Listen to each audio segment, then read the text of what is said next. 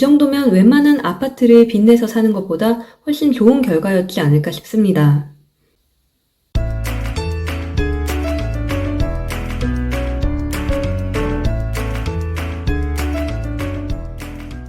안녕하세요. 처음 인사드립니다. 오늘 이 영상이 제 채널에서의 첫 영상이 되는데요. 어떤 내용부터 소개시켜드려야 할지 많은 고민이 있었습니다. 제가 추구하고 있는 포트폴리오의 컨셉은 첫 번째, 누구나 할 수 있는 쉬운 투자. 두 번째, 적은 공부로도 만족할 만한 수익률을 얻을 수 있는 투자. 세 번째, 잃지 않는 투자입니다. 이러한 컨셉을 실현시킬 수 있는 가장 좋은 방법은 장기 분할 매수 전략이라고 생각하는데요. 장기 분할 매수 전략이란 긴 기간에 걸쳐서 일정 간격을 두고 일정 금액만큼씩을 꾸준히 매수하는 전략입니다. 제가 이 채널을 운영하는 동안 여러분과 함께 장기 분할 매수 전략을 실행할 계획이고요. 매월 말 계좌 공개를 통해서 수익률을 공개할 생각입니다. 만약 내가 장기 분할 매수 전략을 할 생각이라면 적어도 3가지는 정해봐야 할 것입니다. 첫 번째, 어떤 투자 상품에 투자할 것인지.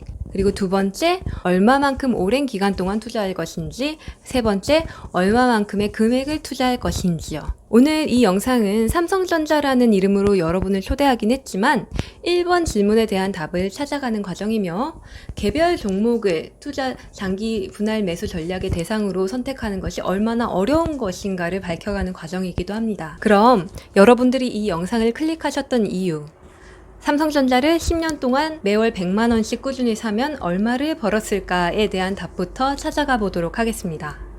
이 엑셀 페이지는 10년 전에 상당히 투자가 유망했던 것으로 예상되던 종목들을 선정하여 한 달에 100만원씩 매수했을 때 얼마나 투자금이 늘어났는지를 계산해 본 결과입니다.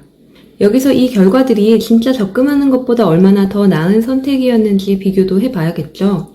그래서 한 가지 적금 상품을 가정해 보았습니다. 아주 좋은 조건의 적금 상품을 가정했어요. 이렇게까지 좋은 적금과 비교해도 주식을 매수하는 게 낫더라 하는 것을 보여줄 수 있다고 생각하기도 했고, 사실 계산을 좀 편하게 하기 위해서이기도 했어요. 그래서 한국은행 기준금리보다 100bp 이자를 더 지급하고 매월 이자가 자동으로 재투자되는 그런 변동금리 적금 상품을 가정해 보았습니다. 예를 들어서 2000년 7월 같은 경우에는 한국은행 기준금리가 5%였는데 이 적금 상품은 6%의 이자를 지급했다는 거죠. 최근의 예를 보시면 얼마나 좋은 상품인지 더 체감되실 텐데요. 기준금리 지금 0.5%인 상황에서 1.5%짜리 상품이라는 겁니다. 여기에 더해서 이 상품은 이자가 누적된 투자금 전체에 대해서 매월 복리로 이자가 지급되기 때문에 엄청난 스노우볼 효과도 있었겠죠. 어차피 근데 적금 부분은 비교를 위해 삽입한 내용이니만큼 이 정도는 양해해 주시기를 부탁드리겠습니다. 자, 그럼 이렇게 좋은 조건의 적금에 10년간 투자한 결과는 어땠을까요? 매달 100만원씩 10년이니까 120개월. 그러면 1억 2천 정도를 넣은 건데 이 투자 상품에 10년간 투자한 결과는 1억 3,300만원 정도가 나오네요. 이 결과에 대해 여러분들이 어떻게 생각하실지 참 궁금합니다. 이 정도면 만족스럽다는 분들도 계실 수 있겠죠. 저 같은 경우는 적금은 절대 쳐다봐서는 안 되겠다는 생각이 든 쪽이지만요. 그러면 삼성전자는 어땠을까요? 이 PR은 삼성전자에 대한 10년 동안의 분할 매수 전략의 성과를 계산한 것입니다. 이번에도 계산의 편의를 위해서 매 분기 말에 배당금이 정확하게 입금되고 즉시 재투자한다는 가정을 하였습니다. 이 M열은 주당 배당금의 시계열인데요. 2010년대 초반까지만 해도 삼성전자는 반기 배당을 하고 6월과 12월의 금액 차이가 꽤 많이 났습니다. 하지만 2017년 정도부터 분기 배당을 실시하고 있고 이제 그 횟수나 비율 같은 게 글로벌 기준에 꽤 많이 맞춰졌습니다.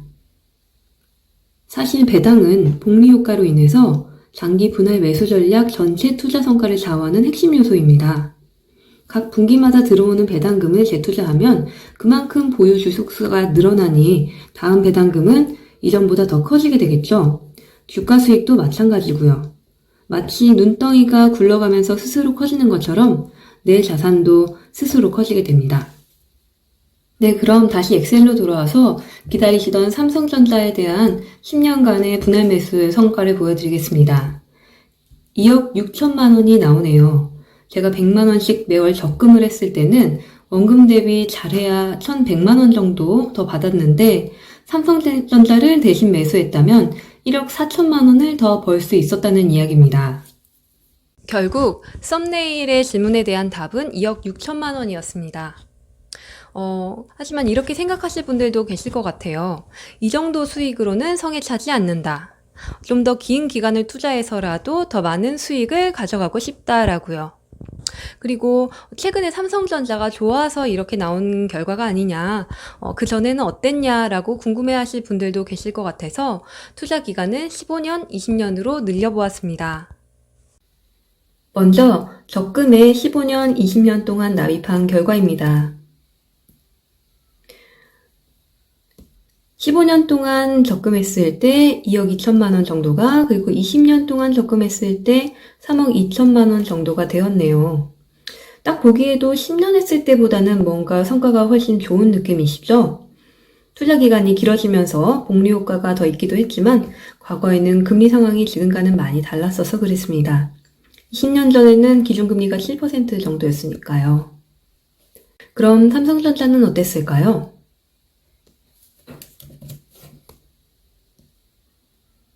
놀랄만한 결과가 나옵니다. 15년이면 6억 정도, 그리고 20년이면 13억 정도가 된 것으로 나오네요. 이 정도면 웬만한 아파트를 빚내서 사는 것보다 훨씬 좋은 결과였지 않을까 싶습니다. 참고로 부동산 투자와 적립식 투자와의 비교는 다음 컨텐츠에서 더 자세히 다뤄드릴 예정입니다. 이제 이런 식의 적립식 투자에 있어서 성공의 핵심이 무엇인지 보여드리기 위해서 몇 가지 차트를 잠시 확인해 보겠습니다. 이 차트들은 아까 보셨던 삼성전자에 대한 10년, 20년 분할 매수 전략의 성과 그래프입니다. 특징적인 것은 주가 흐름과 누적 성과가 굉장히 밀접하게 움직인다는 점, 그리고 투자 초기에는 적금보다 좋지 않은 성과를 보이기도 했다는 점이죠. 다음 종목 확인해 보겠습니다. 삼성전자처럼 적립식 투자가 상당히 좋은 성과를 거둘 수 있었던 두 대형주인데요. 네이버와 SK 하이닉스입니다.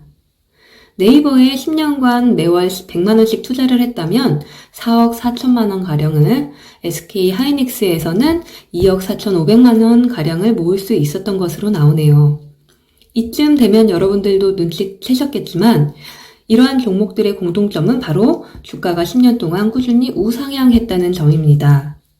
주가가 장기적으로 우상향하는 종목이라면 일시적으로 가격이 빠지거나 횡보하더라도 낮아진 가격대에서 계속 매수가 이루어지기 때문에 결국에는 높은 수익으로 이어집니다. 주가 조정이 오히려 좋은 매수 기회가 되는 것이죠.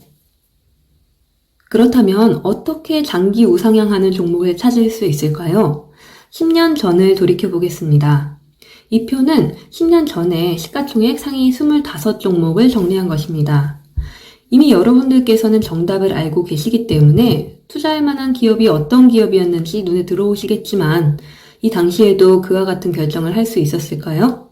간단히 3가지 종목의 예를 들어보겠습니다. 이 종목은 어떤 종목일까요? 멋진 말들이 계속되네요. 감이 오시겠죠? 네, 현대차입니다. 당시 현대차에 대한 평가가 이랬습니다.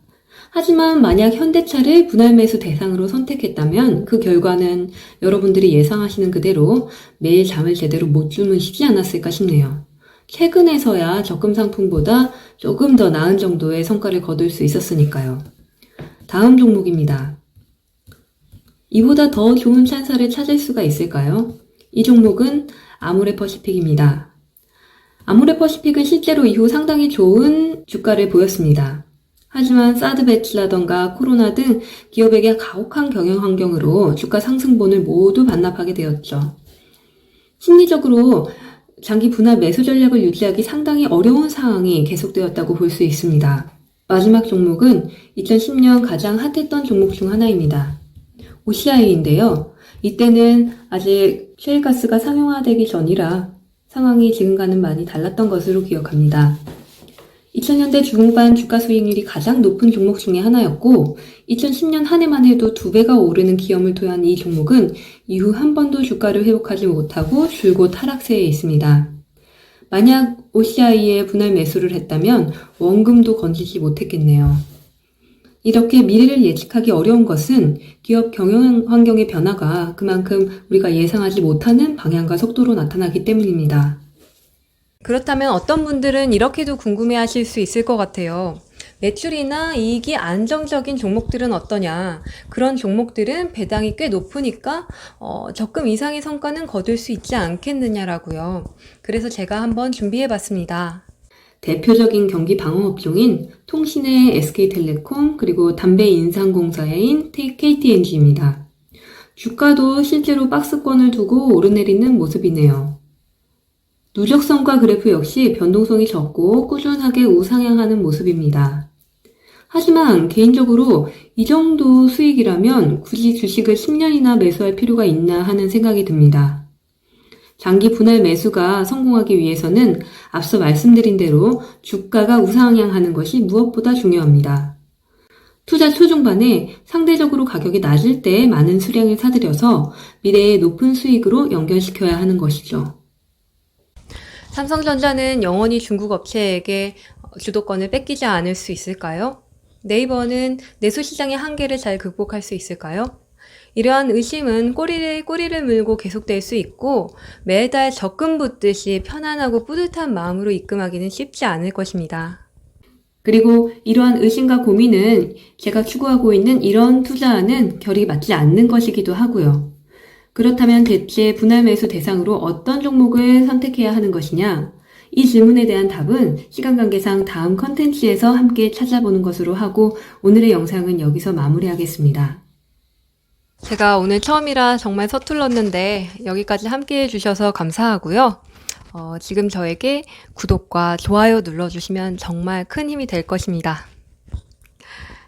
다음부터 더 쉽고 재밌는 컨텐츠로 여러분들께 다가갈 수 있도록 노력하겠습니다. 감사합니다.